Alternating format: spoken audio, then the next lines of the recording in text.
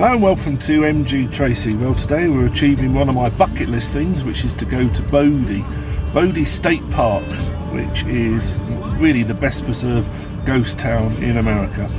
It's a gold mining town. It was a Mr. Bodie found gold there in 1859, and then over the years ahead, $100 million worth of gold was found there. When the gold ran out, the jobs ran out, the money ran out, everybody left. So today we're going to see what's left. Now, it's preserved by the state park system, and a few of the brave souls live there, but we'll have a look at what we find very shortly.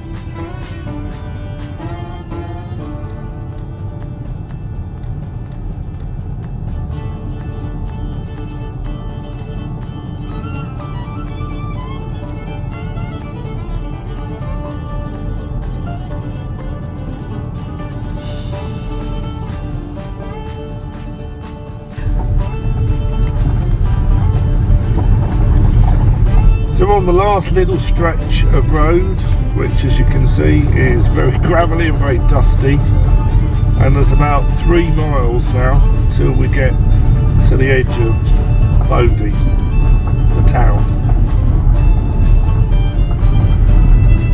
Certainly it's handy to have the BMW today. You feel like you do need a 4-wheel drive car here.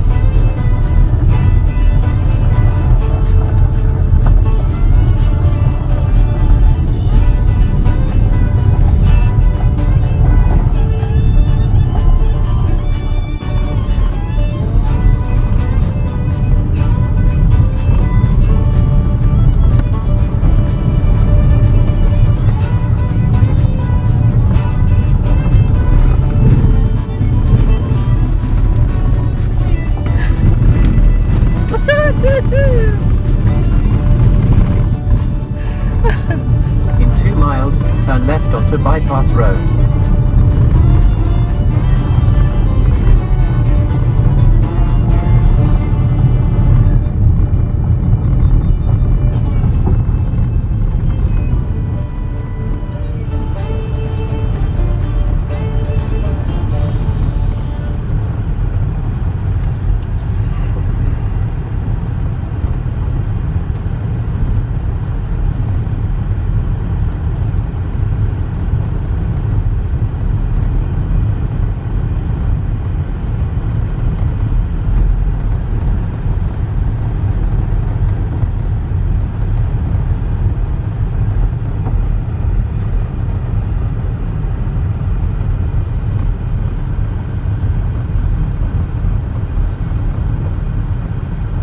Turn left onto Bypass Road.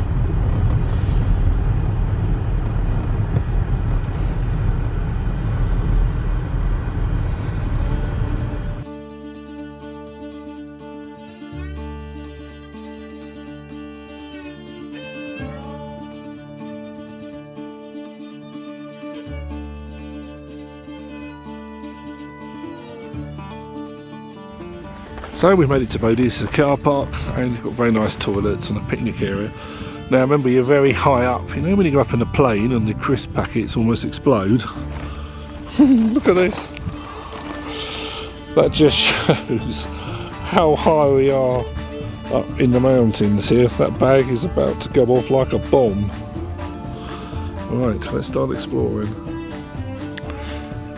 So though I've watched lots of videos of Bodie, nothing prepares you for the scale and how big and how good it really is when you get here. There are so many buildings, and yes, there's only 5% left from when the town was in its heyday. Storms and fires have taken their tolls over the year.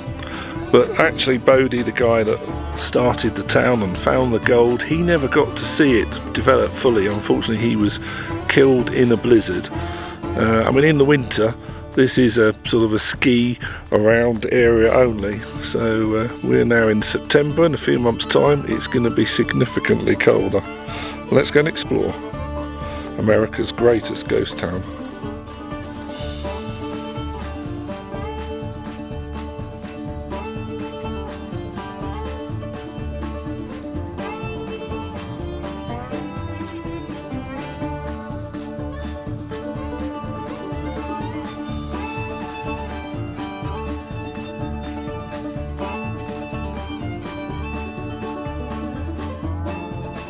I'm guessing these are the little cabins that you were lowered down into the mine. Look,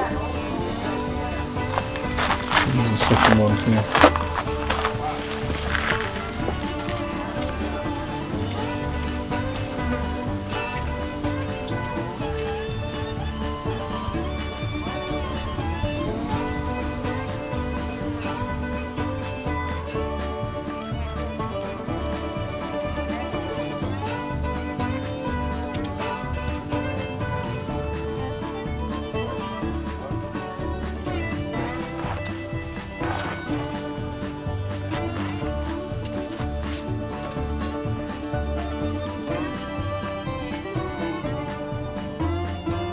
Wisdom Ironworks, San Francisco, 1896.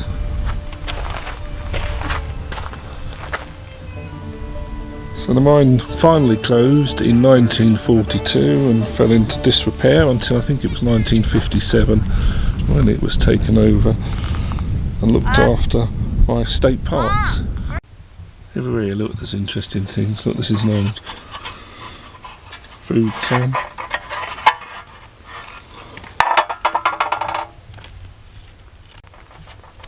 Perhaps it was milk or drink, look, because you can see two holes have been made with a knife in the end just to get the liquid out. Although I don't know what any of this stuff is, it's just all so interesting. And there's a lot of strange insect noises and little funny animals zooming around. I don't know what they are. They're a cross between a squirrel and a mouse. Actually, if you know, you can let me know in the comments below. So my voice is a bit funny, still getting over this dreaded flu that I've had for the last week. And there's Trace here, being our miner. I think 100 years ago, getting lowered to a gold mine that had already collapsed once. That's how they found the gold. Is pretty scary. In fact, Trace looks pretty scary, don't you? You're pretty scared, aren't you? Yeah.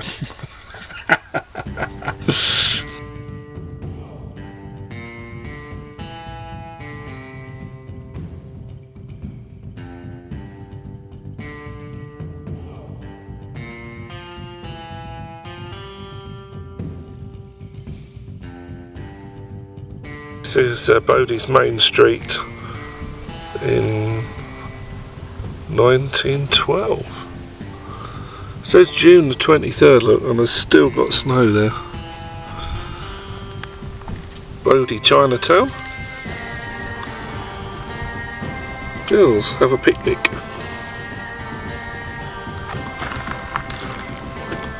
That one looks like they're on a frozen lake there. They did have some fun here then, didn't they? Oh, look at this little one on skis.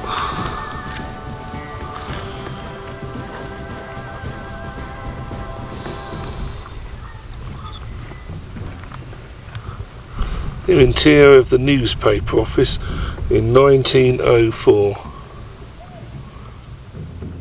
Here is your potted history of Bodie. Gold was discovered here in 1859 by W.S. Bodie, after whom the town was named. Once the most thriving metropolis of the Mono country, Bodie's mines produced gold valued at more than $100 million. Tough as nails, the bad man from Bodie still carries his guns and Bowie knife down through the pages of Western history.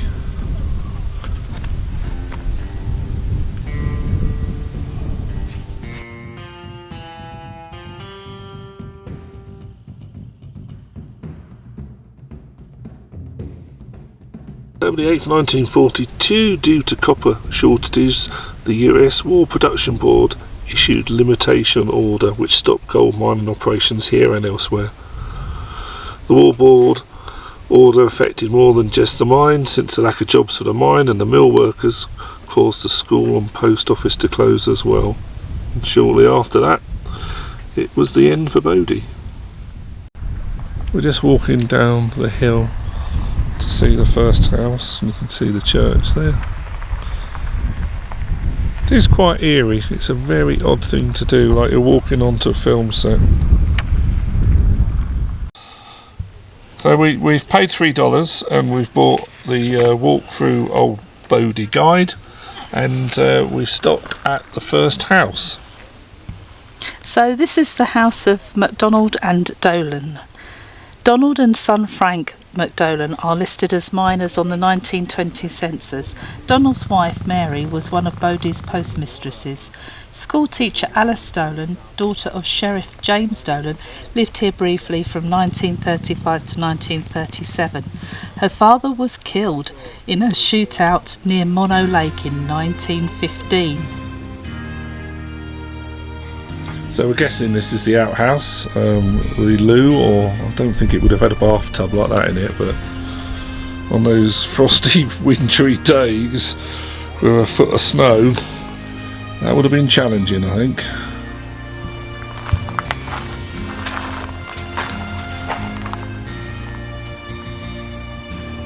This is peering through the window into the house. You can see you've got some bottles and things there.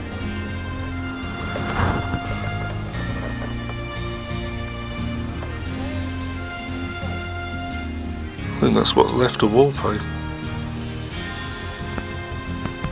This is inside the house again. I've got a chair there. And even a bed. Got a better view of the bed there. So close at the bottom you can see it's all on local rocks there, look, keeping it level. And then some protective metal sheets have been nailed over the wooden structure, and there's a second door there. This is the next room. You can see there's an old burner there, an old furnace, and a rather dilapidated scary chair. This house was very convenient, wasn't it, for the church. So this is the view down the main street there. Got some telegraph poles and things.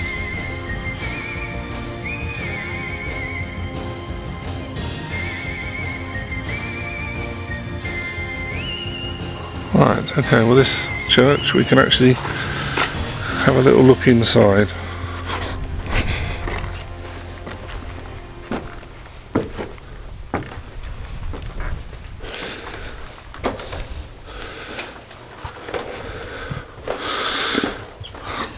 It's got another wood burner there, and all the pews. You've even got the organ up at the front there, look.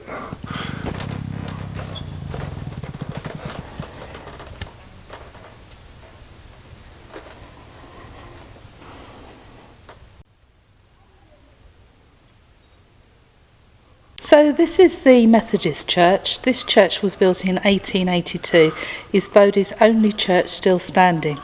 A Catholic church also built in 1882, burned in 1928. E.J. Clifton, head of a mining company at Bodie in the late 1920s, restored the church with its own funds and often preached sermons.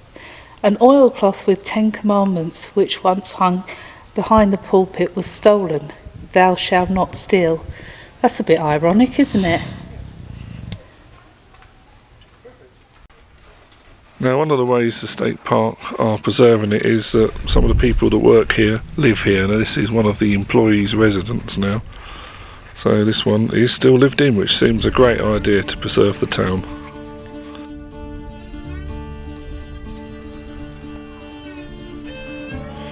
There's bits of old track all over the place in the long grass, so you've got to be a bit careful.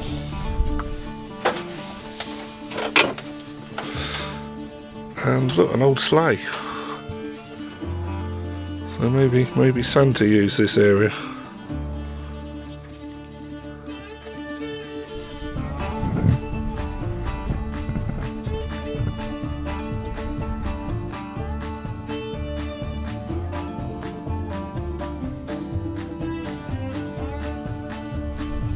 Got an old bath here.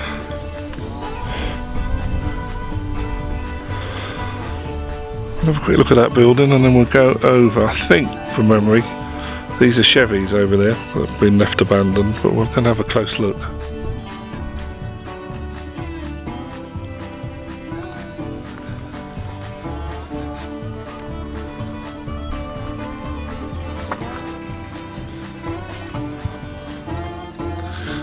Oh, got some lovely wallpaper.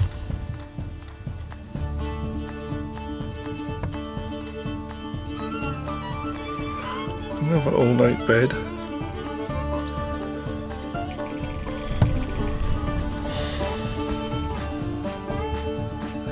Different wallpaper in this room, and I think that's a modern gas heater, isn't it? Or modern as in 1930s. It's very difficult, obviously, shooting through glass on such a sunny day, but there you can see a tin of coffee. Is that Mills Brothers? And what looked like some jelly moulds or something on a table. These are some of the windows that are just peering through here. Old corrugated iron.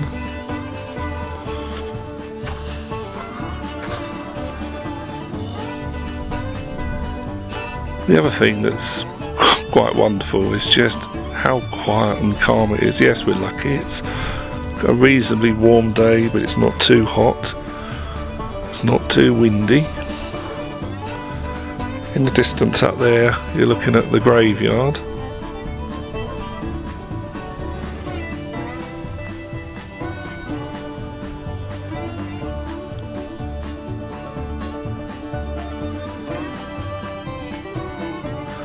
How tragic to have all this, your home and everything, and then have to leave it all because there's no work and no money.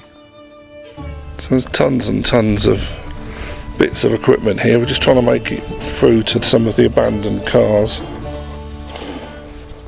I mean, that looks like that's a generator, isn't it? From a steam generator to generate electricity. You've got a wooden cart there, so I'm guessing bringing up some of the rubble. Some of this is reasonably modern, isn't it? Because you're coming up to the 1930s, you can see this is an electronic switch system. All the bits and pieces, so I'm guessing this is late 1920s, 1930s, and would be controlling something that you had to alter the speed to by altering the amount of current going through it. See if that still moves. Yeah, look, 100 years on, it's still working, although it's left out here in the open. Top craftsmanship, whoever made that. Here's some parts, the side, isn't it, and mud flaps, and a duplex radiator. And if you know a bit more about these, was this from these 1930s odd cars? I'm sure when I was reading what someone else said, this is a 1937 Chevy. I have no idea if that's right or not, but presumably it was broken and that's why it got left here. It's been fairly well stripped, hasn't it? Oh look, it even had wooden. Some of the interior of cars of this period was made from wood.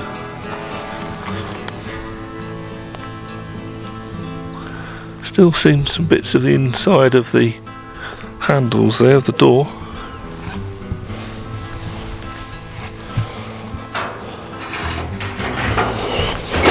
Yeah, the engine is long gone, so someone managed to get the engine working.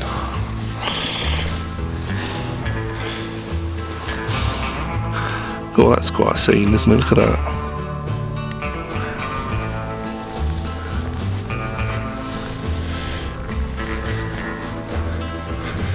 And this is a solid tyre with leaf spring chassis of some sort of truck. It's much bigger, isn't it?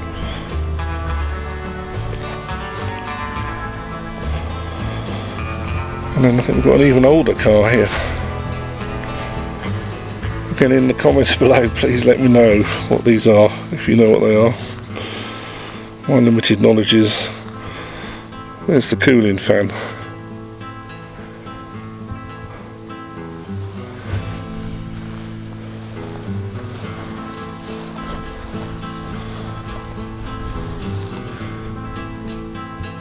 A little bit of a steering wheel left.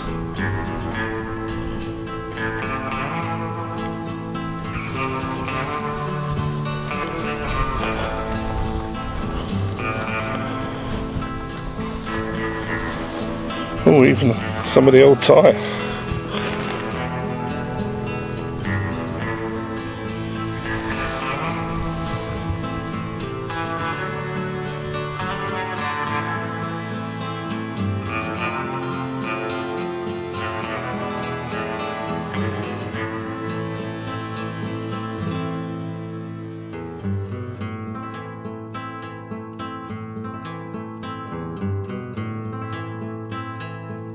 Remnants of a lawnmower here, so maybe once this was someone's pride and joy lawn.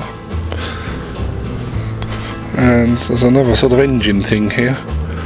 Cola, USA.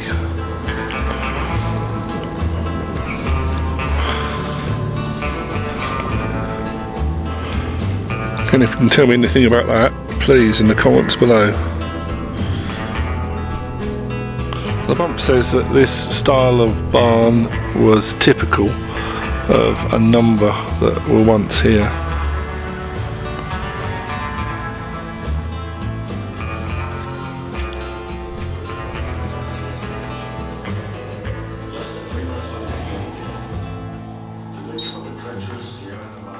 By 8,300 feet high, it is some animal.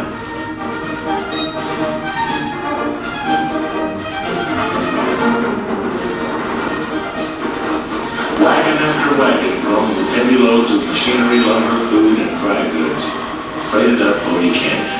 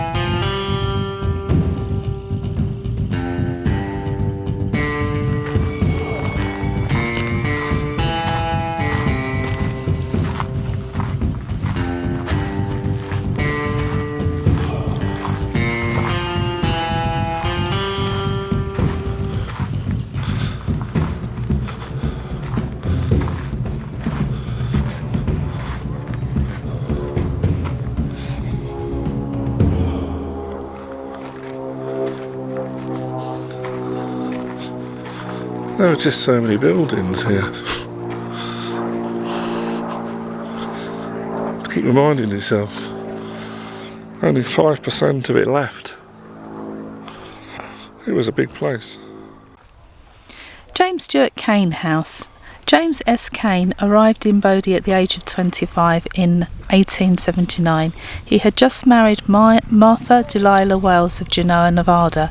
Kane entered the lumber business and put barges and steamships on Munai Lake to transport wood. In 1888 he became a banker and kept the Bodie Bank open until 1932. In 1915 he acquired the Standard Company mining properties through court action and soon became the principal property owner in the town. He also believed Bodie's mines would prosper again.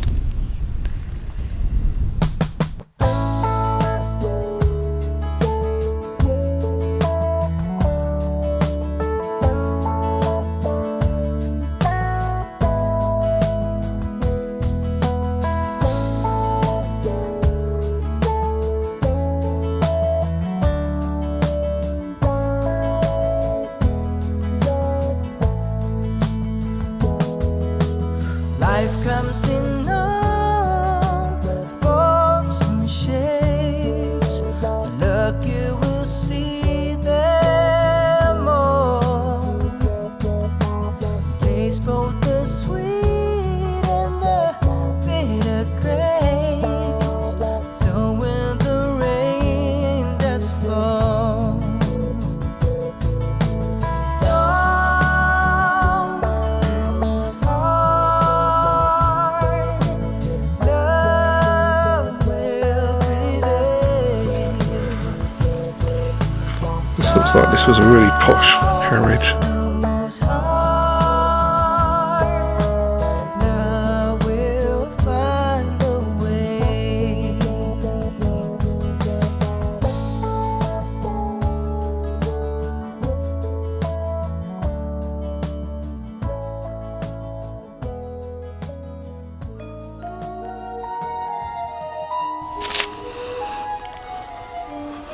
This is one of two mortuaries remaining in Bodie. The other is near the cemetery. This building, with caskets still inside, we'll have a look at that in a moment, may have been moved here in Bodie's later years, probably after 1888, when fire destroyed the Bodie House Hotel at this corner.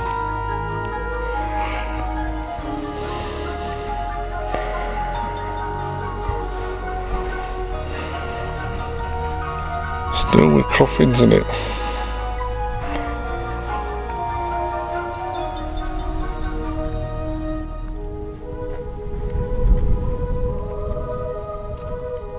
That's the morgue there. This is what's left of Main Street, which once used to be a mile long, with its own Chinatown and its own red light district behind.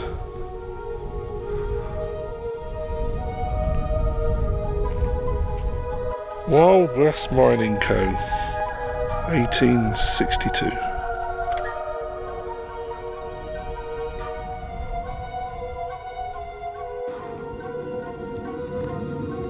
So remember, the Main Street was a mile long, but most of it burnt down. So on the left there is the Miners' Union Hall, and you can just about make that out on the top there, the IOOF Hall.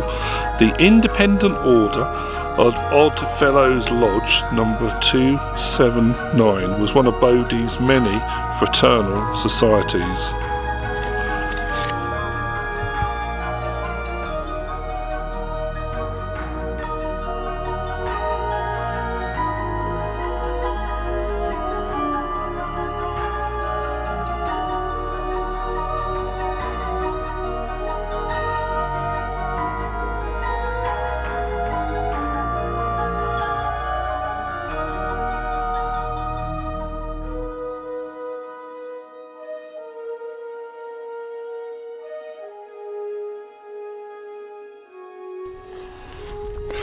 You feel like you're taking your knife into your hands. These buildings are definitely on their last knockings, aren't they? This one's got another sleigh in it though. So I guess in the winter these were pulled by horses, because we've seen quite a few in different places. Yes, that long bit is where it would have been attached to the horse. And there's another one there, look.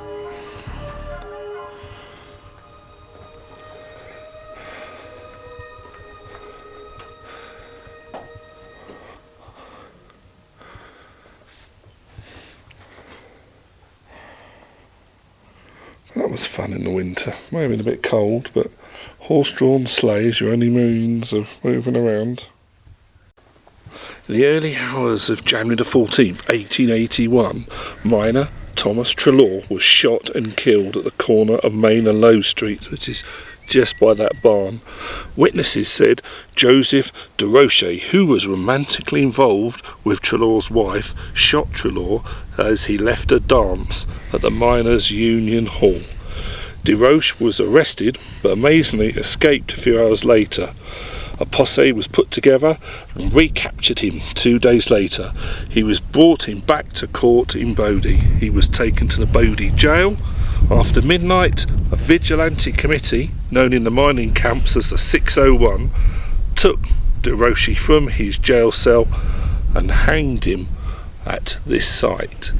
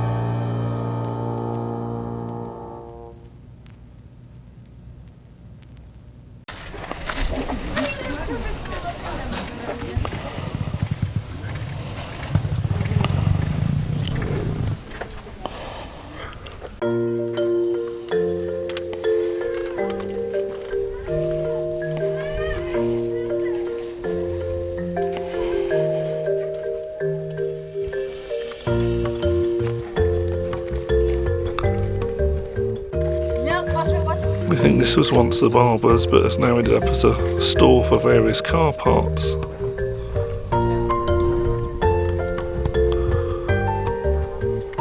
Now this one I know, look, 1927 Dodge Graham, only because it says it on the front. And it's pulled up at the Shell gas station. Maybe it was too expensive, look, because it's got a lot of bullet holes in there. But the two original petrol pumps are still here.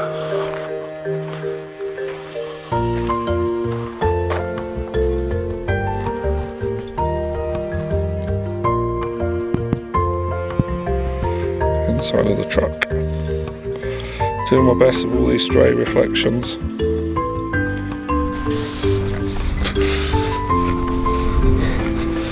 Nowadays, following your rule of never pass a perfectly good restroom, does that apply to this?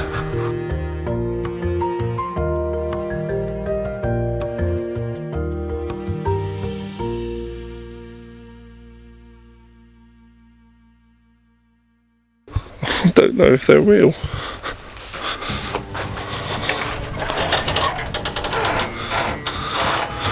They are real. So those Restrooms are still working. I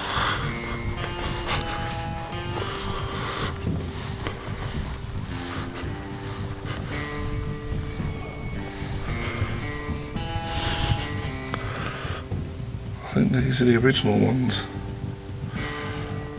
These have got bullet holes in as well.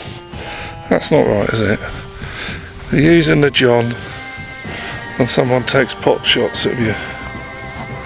Oh, this is quite a big one. Oh look, toilet made for two. A two-seater.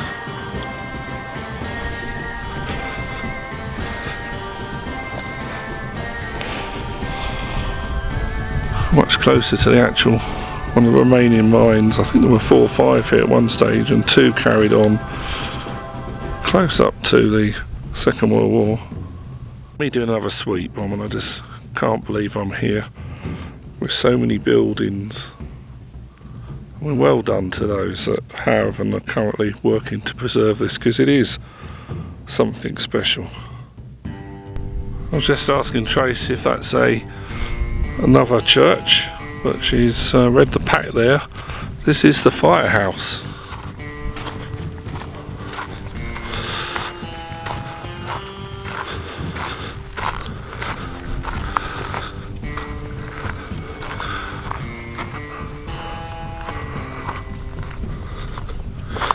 Wow, and the gear, golly, look, the gear's still in it. If you ever get a chance to come to Bodie, honestly, it's an absolute must.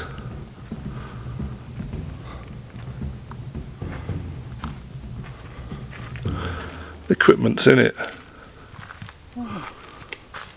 including gas lamps. Always good for fire prevention. Oh, there's another one. I'm very good at it if you read what they say. No, because the whole of the high street, main street, burnt down, didn't it? Twice, yeah.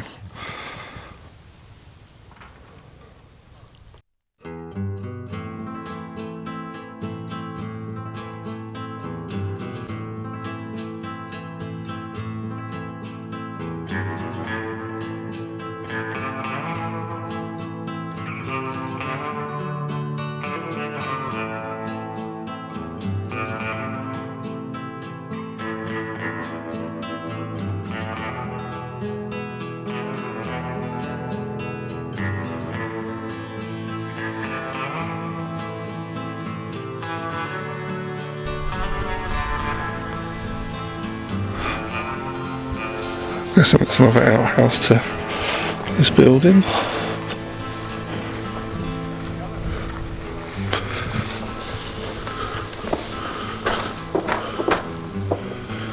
I'm guessing stables.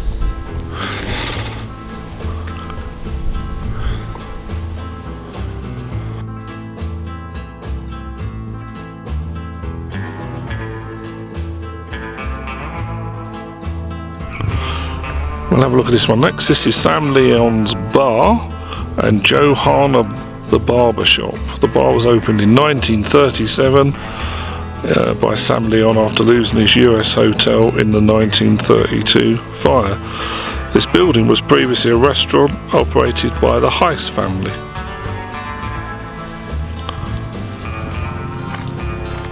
A roulette wheel there in the bar. You can see the rest of the bar there. There's the actual bar at the back, tables with bottles on, and we've got a piano, so you can have some music while you're losing at a roulette wheel. It's a bit of a giveaway. Yeah, Inside the barbers. and a slot machine. This must, since it's a barber shop, but all I've seen is gambling stuff.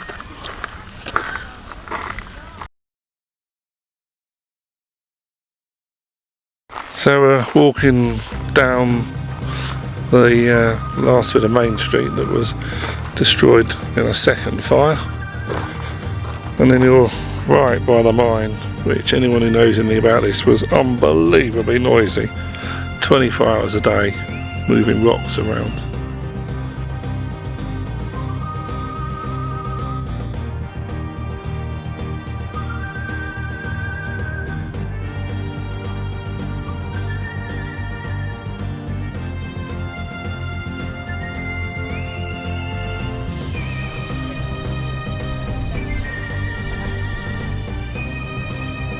All safe, made in Connecticut.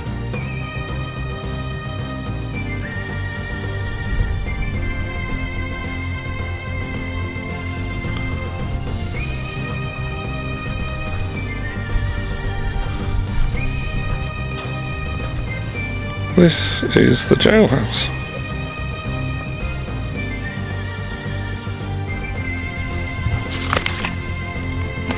The town jail looks small in proportion to the tales of lawlessness during Bodie's boom years from 1878 to 1881. The jail was the responsibility of Constable John Kurgan, I think he had his work cut out, in an infamous 1881 incident which resulted in Kurgan's temporary demotion. Vigilantes took accused murderer Joseph DeRoche from the jail and hanged him. This is inside the jail, looking at the jail cells.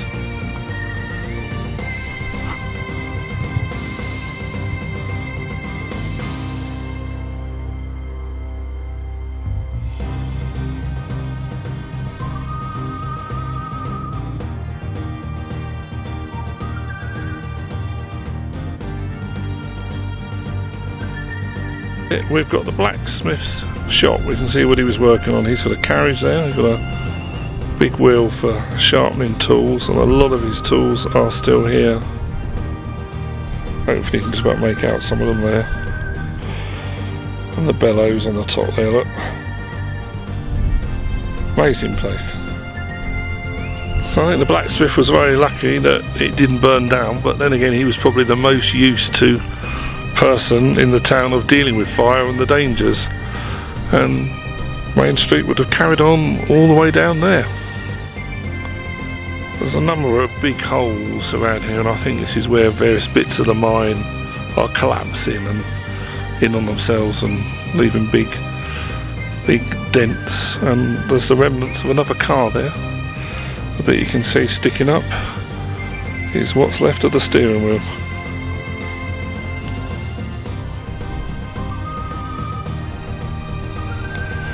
What you're looking there is the Standard Mill, which is on the east side of Bodie.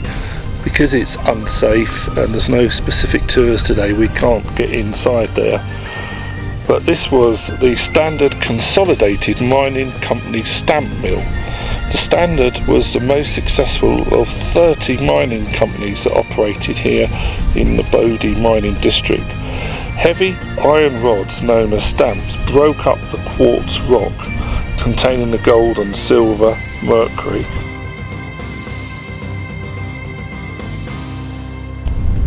And later cyanide was used to separate the metals from the crushed rock.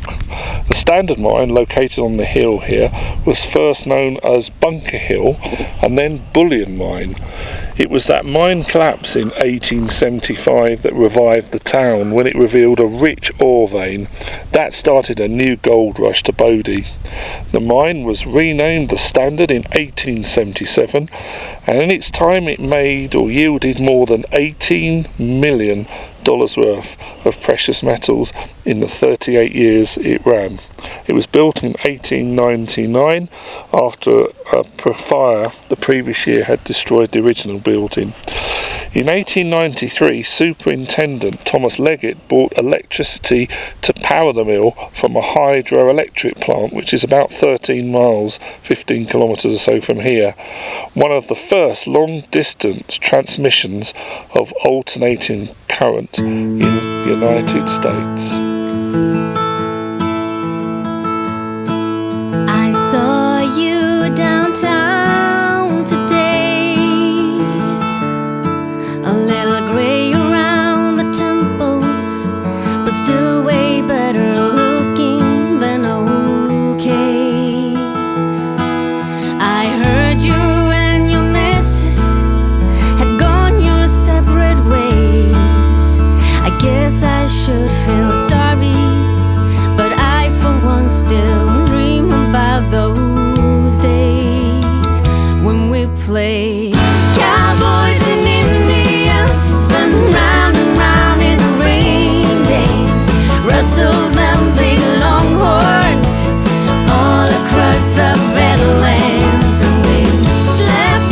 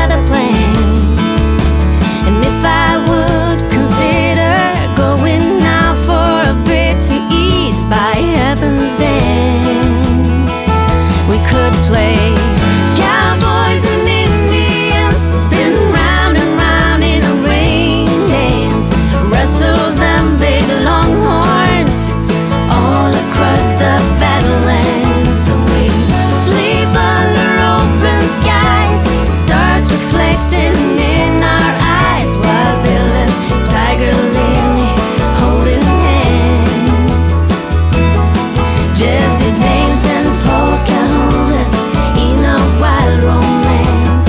Cowboys and Indians. Cowboys and Indians. Cowboys and Indians.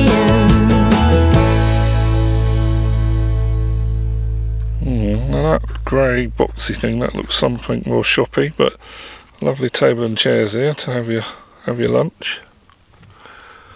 And it's just the ceilings that have gone in all these buildings. So we're sat in front of that house there, nice bench in a little bit of shade, looking back at what was Main Street, and behind that where the mine shaft was, and behind that where we parked the motor.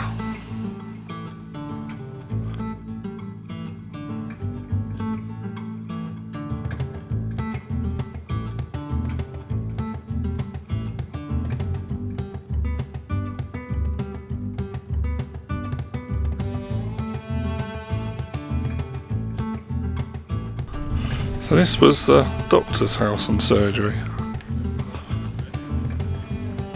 He was having to deal with smallpox, malaria and mining accidents without much in the way of medication.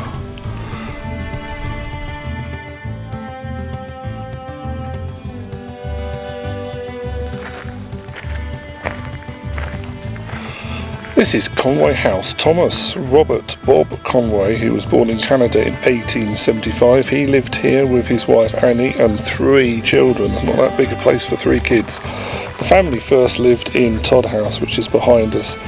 Bob ended up being one of Bodie's last residents. In the boom year, his cousins John and Patrick Conway ran all the freight wagons between here, Bodie, and Carson City. Now we've come from there today, and that's a 2-hour journey on a motorway and road, so in a wagon that must have been a very long time.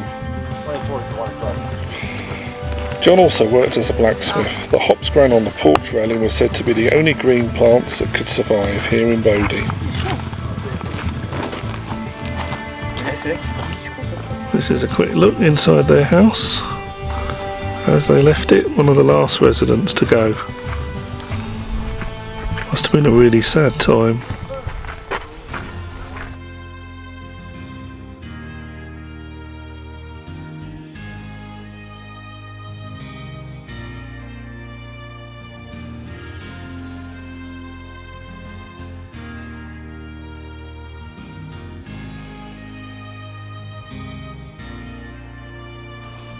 This was originally the Miller boarding house, and it's full of lots of little rooms just bigger than a bed. So maybe this was the value end of hotel.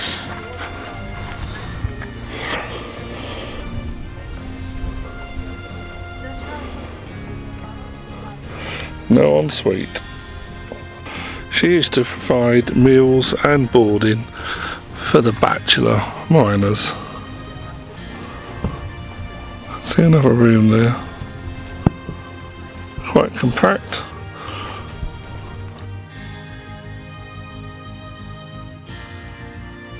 This is the Macmillan house, and he was secretary to the newly formed Miners' Union. Doing quite well in the Miners' Union. He's got a very nice sofa. He's probably got one of the best fires we've seen in the houses of Bodie there. A nice rocking chair that was probably originally on this veranda here. He had a very nice kitchen. That's like an early Aga because of that there. All metal. Quite expensive, I'm sure. That is quite a nice kitchen there, isn't it? This is what's left of his outhouse. Don't know quite where it all went. This looks like a bench. Look at that. One of the best tables we've seen. Being in charge of the Miners' Union, that was a winner. Lovely wallpaper, and another view of his stove and oven there, which looks really special. His son Dan, who, bless him, only had one arm, was the manager of Bodie's baseball team in the early 1900s. If you used to play in that team, leave me a comment below. This is Nathan Gregory's house, and he was a rancher. I prefer the first one. Yeah, Tracy's really disappointed because that apparently is Tracy's garage, and she's not very happy with the workmanship of it, are you? No. No, she wants her neighbour's garage. So we'll have to speak to the Miners' Union or something and see if she can do a swap of her garage. Tracy's got garage envy. Garage envy. There you are, you heard that here first on MGTracey. This is the schoolhouse, originally the Bon Jolly. No, it's not Bon Jolly. No, that can't be right. This is the schoolhouse, originally the Bon Jovi lodging house. That can't be right. I'll leave that in. The Bon Ton lodging house, yes, that makes more sense. This became a school after the first school was allegedly burned down by an early day juvenile delinquent. Wow, even kids in 1879 were burning the schools down. The school saw its highest enrolment of 615 students at one point. It also closed like the rest of the town in 1942. This is inside the schoolhouse. You've got the books on the desk ready. Quite how 615 children fitted in here, I don't know. There's a little replica mining toy there, difficult to see, but you can just see the buckets on it. I guess you had to learn about mining, it was pretty much the only job in the village, wasn't it? And over the back there, can you make out there's an organ? The school books are still here. And you can see the organ a bit better.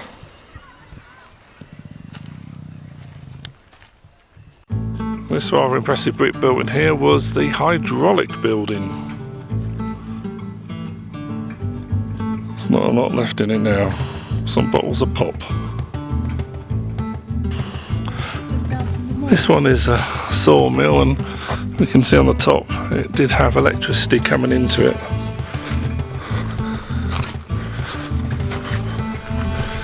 Lots of different bits of equipment here. There's some beefy saws there, look at that one.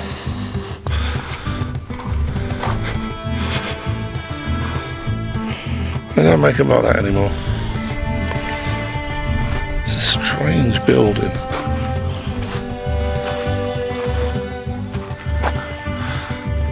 I think these are all band drives, aren't they? So one motor can power lots of different things. Let me see if I can poke the camera in there. Yep, there's a circuit over there, something to do with electrics.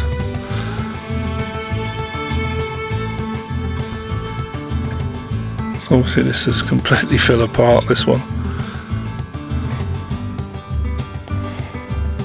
But probably had a lot of work, making all the different wood to size for the houses, for all the supports for the mines. This is Donnelly House, and we've got some hops growing there. One of the few things that could survive out here. A little parade of houses on the other bank, really. In the dip there would have been Main Street, and then we've got the main mill over the back there we looked at earlier. These very much seem to be bigger, posher. I think these are welfare people here, and they're about as far as you can get away from the noise of that mill. This one's Cameron House, Paul. This is the inside of Cameron House. Still got quite a lot inside it. He was born in Canada. He was just a miner, so it's an impressive house for someone who was a miner, and he lived here with his two kids.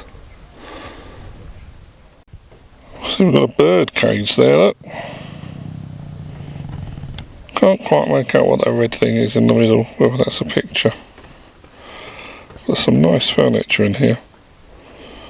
Hope someone's looking after that bird.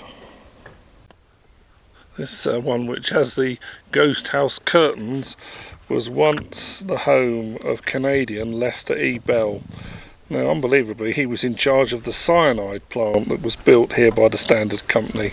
This was introduced in the 1890s because the cyanide process extracted gold from otherwise worthless mill tailings and low-grade ore that would have already been disposed of. His wife, Charity, was the sister to Martha, the wife of James Cain Bell's son. Lester L. became an assessor for Bodie's mining companies. Now we've worked out what's going on here, because you've got a house on the front, and this guy must have been the first person in Bodie to have had an inside toilet, because he's kept extending his house, extending his house, until it finally, he's extended it all the way to meet up with his outhouse where the loo was.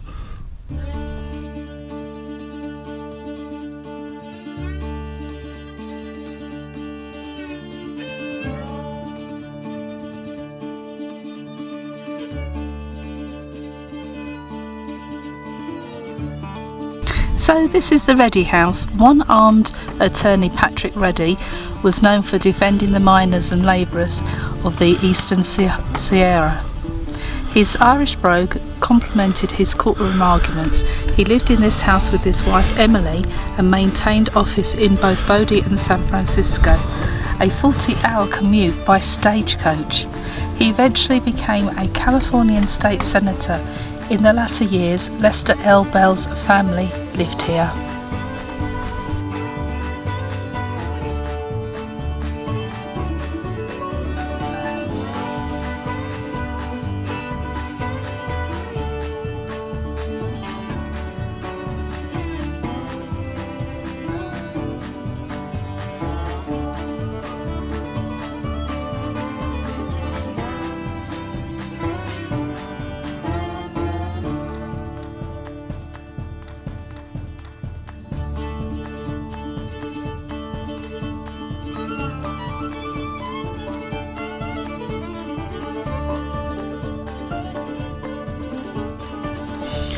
Bobby Bell, son of Lester L. Bell, was born in Bodie in 1914 and worked in the mines and stamp mill. He helped stabilise Bodie's buildings in 1960s and 1970s. He also contributed his knowledge of the town in the early years of the new state park. He died in 2003 and is buried in Bodie's cemetery. This is the quite large house of Stuart Kirkwood. He owned the stables in Bodie, and later on he was also deputy. Right, now does anybody know what this is? It's got drainage holes, so I'm wondering whether something to do with making butter churn, or maybe it's simply something to do your laundry in.